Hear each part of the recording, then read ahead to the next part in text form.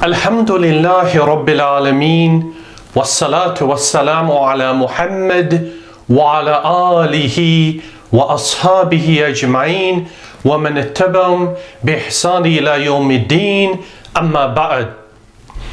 Today, bi'idhnillahi ta'ala, we will continue our lessons in which we explain the fundamentals of Arabic grammar. So in today's lesson, we are going to speak about one of the two types of sentences in Arabic, and that is al-jumlah al-ismeeyah, or the nominal sentence. So as we mentioned, there's two types of sentences in Arabic. There's al-jumlah al-ismeeyah, which is a sentence that begins with an ismun, a noun, and there is al-jumlah al-fi'liyyah, or the sentence that begins with a verb. So this is where it becomes interesting, and the reason being is because we can now begin to form complete, meaningful sentences, and that's important. And the reason being because al-jumlah al-ismeeyah, in order for you to form a correct jumlah al-ismeeyah, then once it's been completed, it will give you a beneficial or a useful meaning, or as we say in Arabic, al-qawlu al-mufid, something that contains something beneficial for you, that gives you an understanding of what's being said.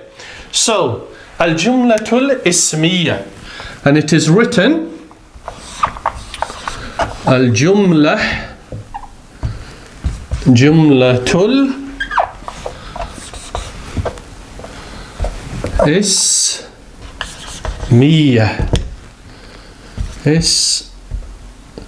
Ismeeyatu. Al-jumlatul ismeeyah. So what is al-jumlatul ismeeyah?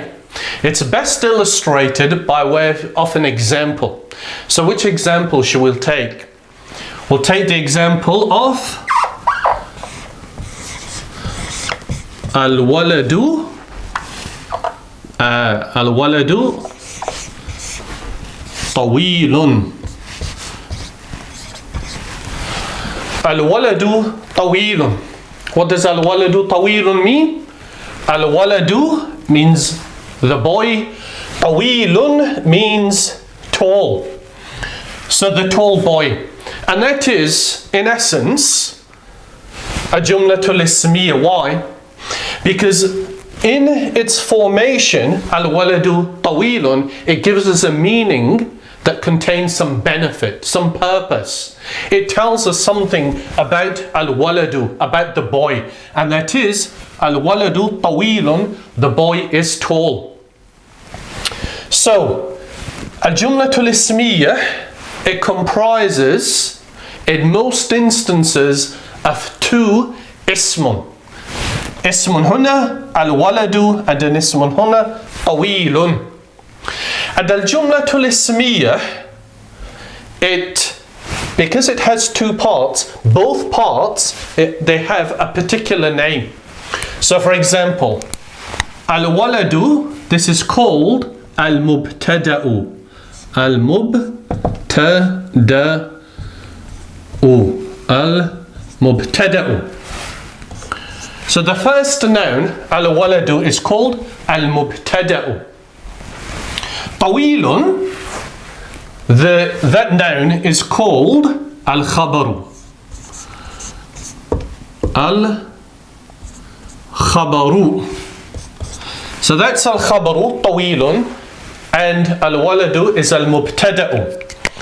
Now al-mubtada'u in English, it's usually translated to mean the subject, but it means the beginning or the introduction. So we'll call it the subject here. Write it in English. Al-mubtadu is the subject. Al-khabaru, that's referred to as information, or we'll call it the news. So together, therefore, al-mubtada'u and al-khabaru, they give us something meaningful, and that is that al-waladu tawilun, the boy is tall. And these are the two essential components or fundamental principles that govern al-jumlah al-ismeeyah. And that is that it must comprise of al-mubtada'u and al-khabaru. That's the first real point to note, that al-jumlah al-ismeeyah comprises of al-mubtada'u and al-khabaru, and both parts must be present. Right, once we've understood that al-jumlah al-ismeeyah is of these two parts, we note that al-mubtada'u, the subject, in our example al-waladu, it comprises of a normal ismun, a noun that you're familiar with, but it begins with al, and there's a reason for that, and that is that in most instances, or rather the asl, the foundation of al-mubtada'u, is that it will be an ismun which is mu'arraf, meaning something that's known, and it's known by the presence of al. So al-mubtada'u in most instances, and there are a number of exceptions to that rule, but we're not going to discuss those right now, but in most instances al-mubtada'u will begin with an ismun which begins with al-alif lam. Similarly, al-khabaru, that too will be a normal ismun. It can be other than that, but as I said, those are other examples that we're not going to discuss in this lesson. But in most instances, you're going to find that al-khabaru is an ismun, a normal noun. However, you note that it has tanweenu dammin on the end, two dhammah. And the reason being is because normally al-khabaru is, in al-jumlah al-ismeeyah, it is nakira, it is unknown. And the indicator that it's unknown, as we know, is that it has tanweenu dammin at the end. And that is the essence of al-jumlah al-ismeeyah. It comprises of two nouns, al-mubtada'u and al-khabaru. Both of them together, they give us a meaning which is beneficial, that has a purpose. Al-waladu tawil, the boy is tall. Al-mubtada'u usually begins with al and is an ismun, and al-khabaru usually ends with a tanweenu dammin and is a normal ismun. Now, at this point, some students, they become confused. And the reason being is because we can say, for example, al-waladu at-tawilu. Al-waladu at-tawilu. Okay? So our jumlah al-ismeeyah, that states al-waladu tawilun, but then we've written here underneath al-waladu at-tawilu. What's the difference in meaning? Well, the first, al-waladu tawilun, means the boy is tall. Sorry, yes, the boy is tall. The second, al-waladu tawilu, means the tall boy. So that is, the boy is tall, and that is the tall boy. The tall boy. Note the difference. It's a very important. Why? Because this al-walad al-tawilu is not al-jumlah al-ismeeyah. It's not al-jumlah al-ismeeyah. And you should know, even from what we've already explained in this lesson, is that, okay, even though we have al-waladu, we have al-mubtada'u, the subject, what we don't have is al-khabaru. So all that means is the tall boy. What that doesn't tell us is anything about the tall boy. Whereas here, al-waladu, the boy, we're told is tawilun, is tall. Al-waladu tawilu just means the tall boy. It's not a complete sentence. And sometimes students become confused about this because they think it's the same thing, but it's not. Now, to illustrate how we can change al-waladu at-tawilu into al-jumlah al-ismeeyah, we have to add al-khabaru onto the end. So we have to say, for example, al-waladu al-tawilu hadirun. Hadirun. Al-waladu al-tawilu hadirun, which means the tall boy is present. So that now says, or means, the tall boy is present.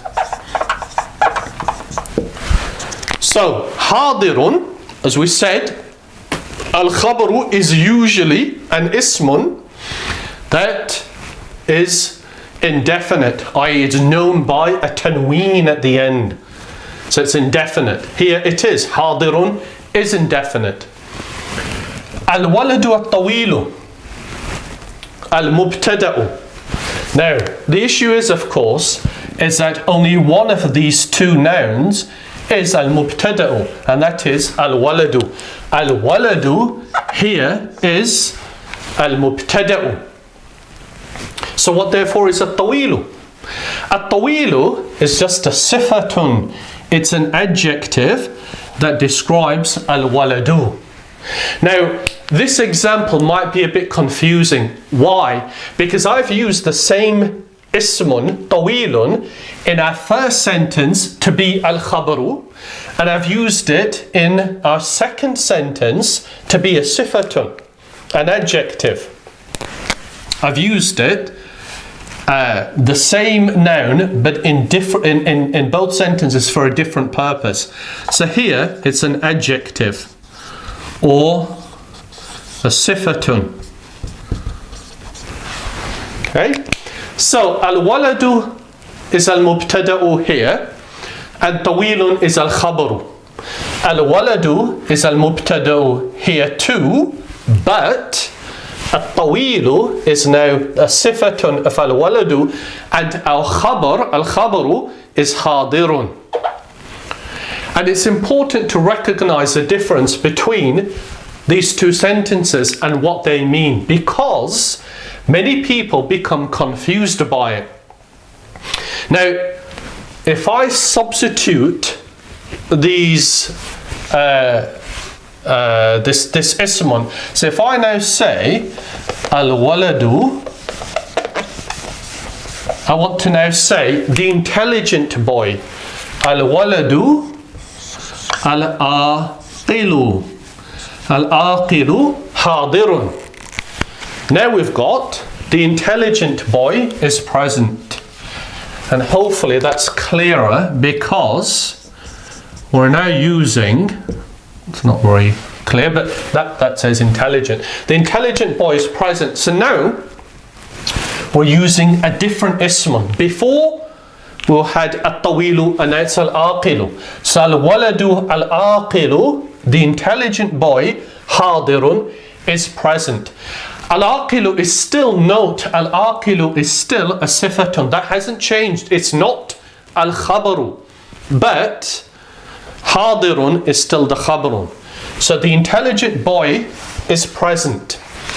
Again, to reinforce that idea that without al-khabaru, it doesn't give us anything significant or beneficial regarding our understanding of al-waladu al-aqilu.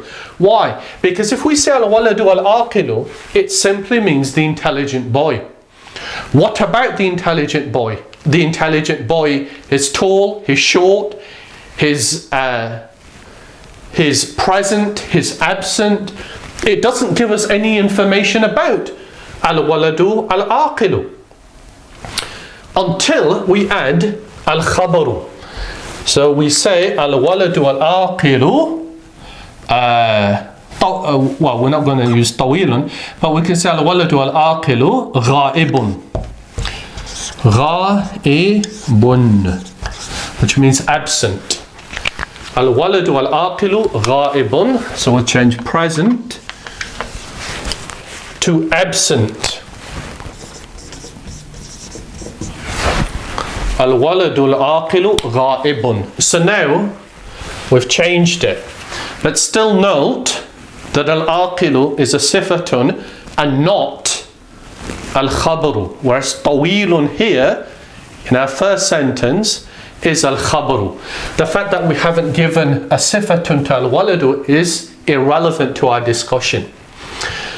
So as I mentioned, this point about the difference between these two types of sentences, one that's a simple al-mubtadu and al-khabar, and the other one that has al-mubtadu and a sifatun that describes al-waladu, but in addition to that completes it with al-khabaru, information about al-waladu al-aqilu.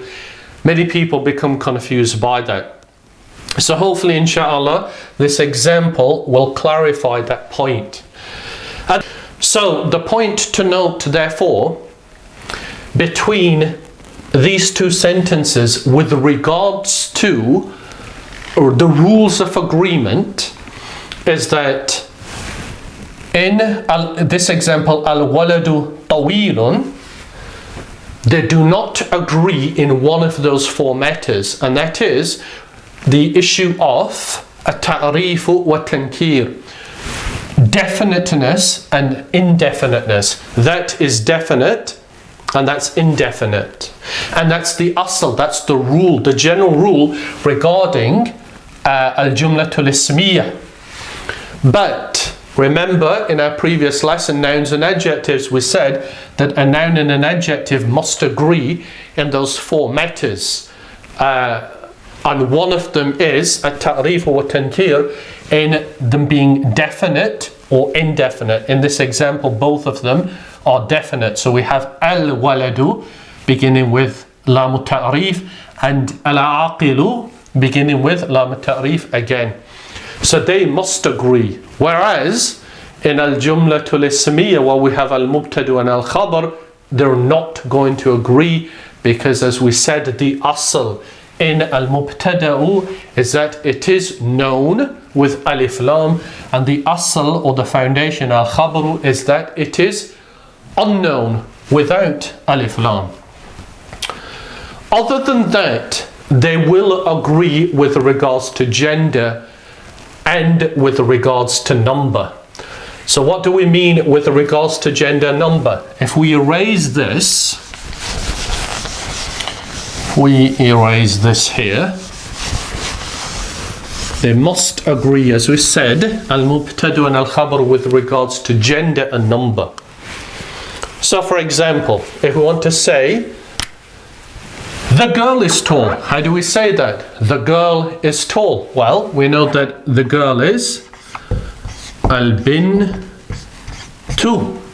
Al-bintu is the girl. Tall. Well, we can't say tawilun. We can't say al-bintu tawilun. Why?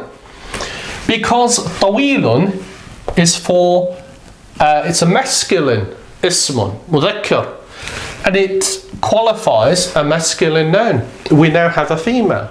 So we can't say tawilun. So what do we say? We say tawilatun. Remember, in order to alter the gender of the ismun from male to female, then what we do is we add a ta marbuta on the end, and it becomes tawilatun.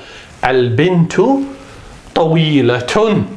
The girl is tall. So what do we know therefore regarding al-mubtada and al-khabar in relation to the rules of agreement? We know that they match with regards to their state, i'rab. Both of them are marfu'un, we know that, with a dhamma. They now match with regards to al-jinsu, gender, because both of them are now female, and these two are both male. The third matter, as we said, is that they must match with regards to number, i.e. whether it is singular, al-muthanna, the dual, or al-jam'u, the plural. So the dual of al-waladu is al-waladani. Al-waladani. Right, they've got to match, we said, with regards to number. So tawilun, we can't say al-waladani tawilun, can we? Why? Because طويل is singular. We need the dual of طويل. So we say, not a very good ta, but طويلان.